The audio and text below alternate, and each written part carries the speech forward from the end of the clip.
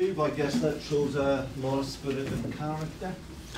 Yeah, and I think quality, I know it is an arm wrestle, but when you go in around playing a fully loaded Saracens team, you know it's going to be an arm wrestle, greasy conditions, but I thought stuck to the task. I thought set piece was more than just about character. I thought it was absolute quality and fairness where we started from and taking on something like Saracens. So yeah, just unbelievably proud of the players and the coaching staff, in fairness, of putting together something that it could have been better for us. And I think probably I like to think we probably shaded it, but we're going into the round 6 of the Premier competition up against the double European champions Clermont. I don't know how many finals they got to, and Northampton is, I think, a special feat for the boys, and we don't want it to finish in round 6. What did you think of Dan Bigger's nerve? He's got a lot of nerve, I know how much. So he just backs himself. He's been terrific all week.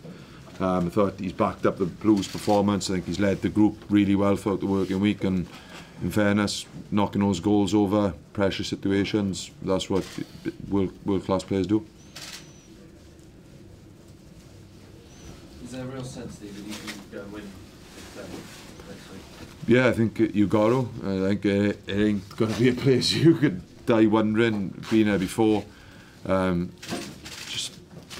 You've got to go there. We've got to be really positive in how we're going to play, because you know Clermont going to have large parts of the game. They've got unbelievable physical qualities, unbelievable squad, unbelievable sort of budget. But the group in there truly believe that they can go to France and play some positive rugby. I think it's something you can't go there and try and probably cling on and win 6-3 or 9-3 or whatever. It's something we're going to have to go there and hopefully stress Clermont and score tries.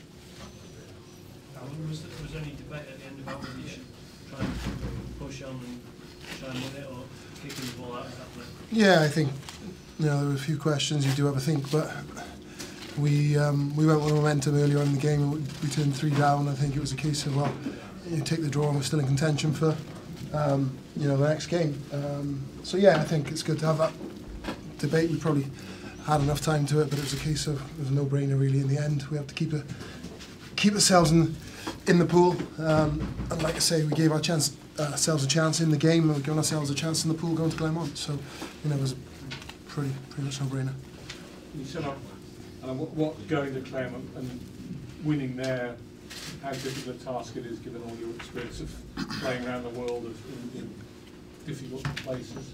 We've been there a couple of times. We've been there, lost convincingly, been there,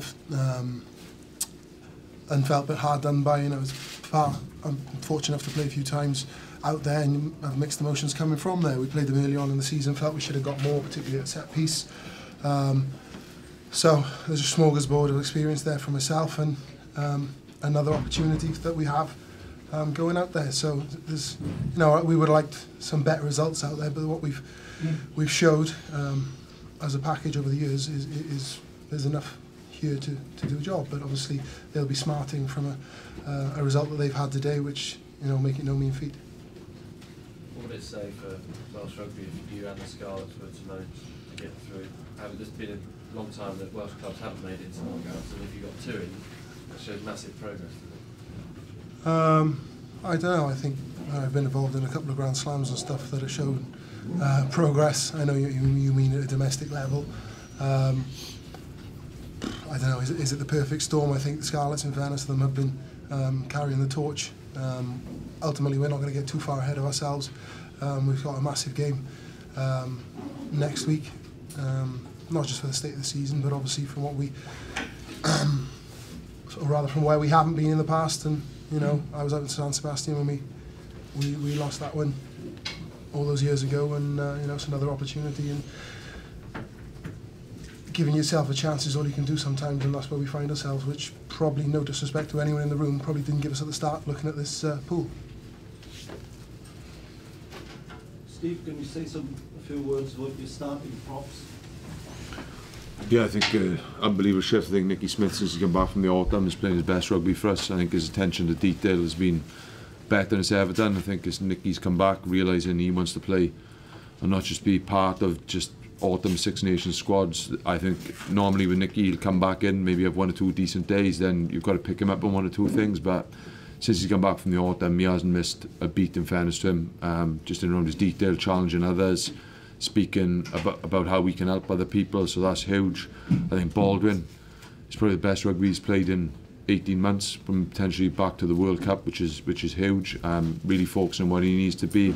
Dimitri is phenomenal, and I think Maff coming on has done really well over the past couple of weeks, so it's something that really pleased, but also it's not just a front three, it's the second row, it's the back row, it's Clarkey, the work that goes as a package I think is huge, and I don't think it was a surprise that I think we were really strong in the scrum tonight. I think that's been there from the start of the season, and I think we've built nicely over the Christmas period, and probably I think over the last 4 or 5 games I think we probably deserved a little bit more from the scrum as well.